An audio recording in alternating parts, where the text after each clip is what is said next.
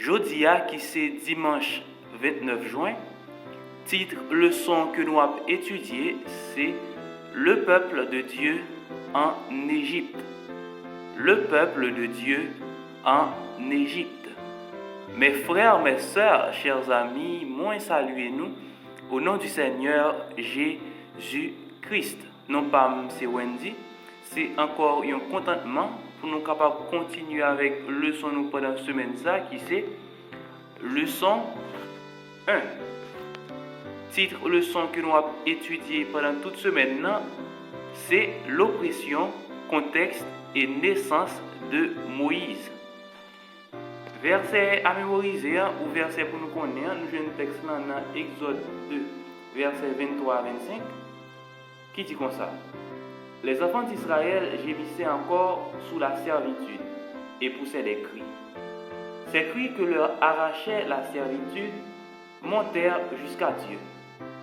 Dieu entendit leurs gémissements et se souvint de son alliance avec Abraham, Isaac et Jacob. Dieu regarda les enfants d'Israël et ils en eurent compassion. Et nous disons Amen. À nous chaque qui a suivi moi sur YouTube, sur Facebook ou sur TikTok, moi invité au qu'on même abonner avec la chaîne là. Like vidéo et partager comme ça plus monde à joindre. Et ensuite, nous allons courber tête, nous fermer les yeux pour nous capables de prier ensemble. Loué sois-tu, notre Seigneur et notre Dieu, pour ta grâce, tes bienfaits, chaque jour manifestés à notre égard. Merci, cher Père, parce que vous offrez nous possibilité ça pour nous capables de continuer avec l'étude de parole. Nous avons nous tant pris. Aidez-nous pour nous capables de comprendre, appliquer parole ça dans la vie nous. Au nom de Jésus, nous prions. Amen.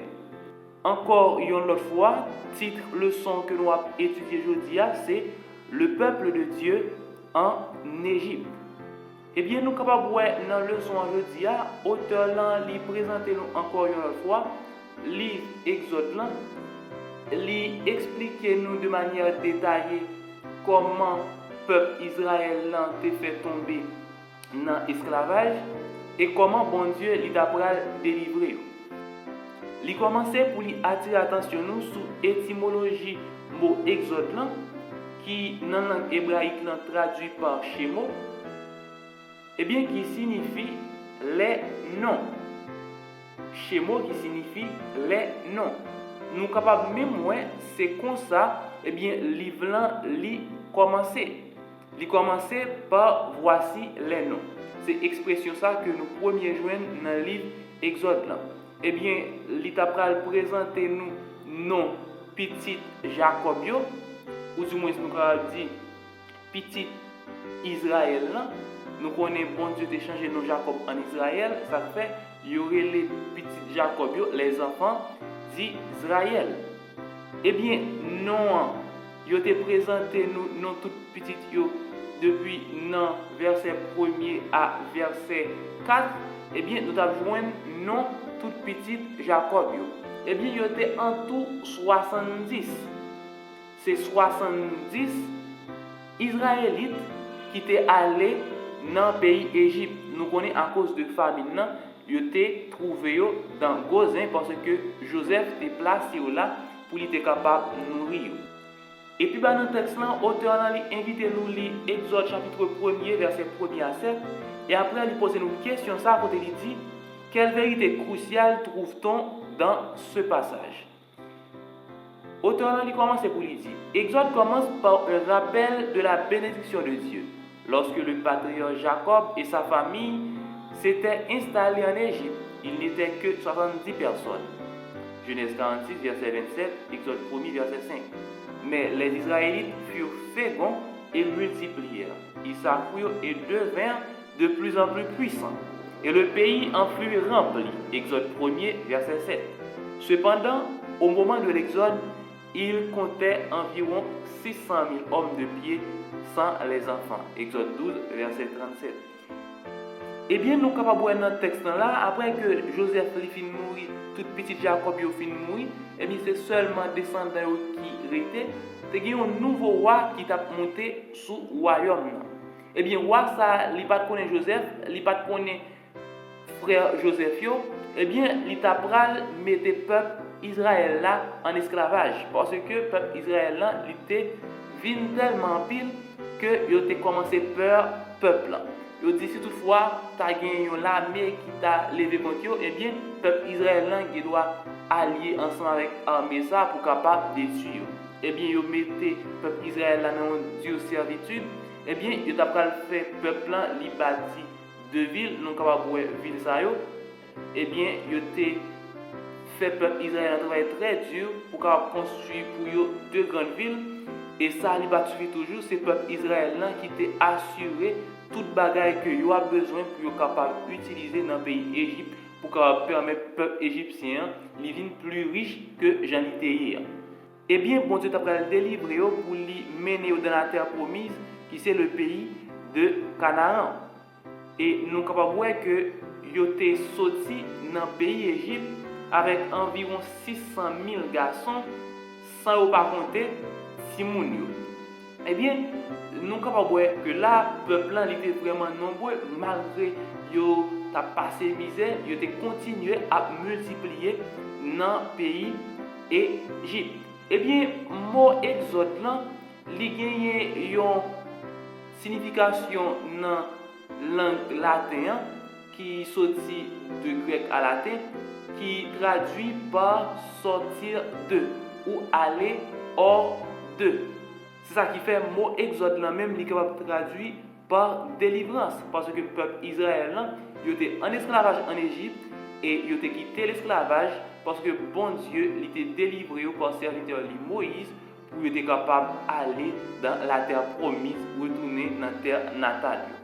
Eh bien, nous sommes capables de plus devant dans Exode 1er verset 8 à 11. Auteur a posé une question, ça à côté il dit quelle était la situation des Israélites au moment de l'Exode. Et auteur a dit nous avons parti ça, le texte biblique dépeint l'histoire des enfants d'Israël en Égypte dans des couleurs sombres. Le livre de l'Exode commence par leur esclavage sous les chefs de corvée égyptiens, le travail oppressant imposé aux Hébreux. Cependant, le livre se termine avec la présence paisible et réconfortante de Dieu dans le tabernacle, au centre du camp israélite. Voir Exode chapitre 40. Eh bien, nous sommes capables de voir que, bien que le livre a commencé avec misère que le peuple Israël a passé en Égypte, mais il terminé avec une délivrance, genre que nous te dit là qu'il y a avec le mot Exode là. Eh bien, le sanctuaire, le tabernacle, le peuple là, il fini par construire lorsque il était trouvé dans le désert là. Eh bien, bon Dieu, il était parmi le peuple, il a guidé le jour par une colonne de nuée et la nuit par une colonne de feu. Eh bien, bon Dieu, il était conduit le peuple à mi forte et à bras étendus. Ça fait moi et passage ça à côté, bon Dieu, il a parlé avec Moïse, il dit, vous parlez comment me conduit le peuple sur des ailes d'aigle. Eh bien, il était toujours avec le peuple, malgré le peuple lui-même, il était rebelle. Puis dans le texte, l'auteur dit encore, entre ces deux pôles opposés, la victoire de Dieu est décrite, en libérant son peuple de l'esclavage, en ouvrant un passage dans la mer Rouge et en vainquant la plus puissante armée de l'époque. La victoire spectaculaire de Dieu sur les forces du mal fut révélée. Eh bien, victoire que bon Dieu lui remportait sur Satan, il y a trois formes. Auteur lui présente nous là, il dit comme ça que il retire en esclavage en Égypte et Égyptiens c'était une nation qui était très puissante et qui était plus puissant dans l'époque là. Deuxièmement et troisièmement, il fait la mer Rouge pour le peuple capable de passer. Eh bien, c'était une victoire écrasante. Parce que l'Éternel lui gagnait une délivrance pour tout le monde qui était accroché, pour tout le monde qui pas renié avec loi bon Dieu, commandement bon Dieu. Eh bien, quand même, il a fini par porter au secours. Dans la dernière partie du texte, il dit l'histoire souligne paradoxalement que plus on l'accablait, plus il multipliait et s'accroissait. Autrement dit, quelles que soient les manigances humaines, Dieu reste souverain et sauvera son peuple, même si les circonstances semblent désespérées. Du moins, d'un point de vue humain. Eh bien, malgré que fait peuple passer misère, eh bien, peuple il était multiplié à tel point que tu as une très grande quantité de monde qui était sorti en Égypte. Et autant il pose une question ça dans le texte côté il dit il s'éleva un nouveau roi qui n'avait point connu Joseph.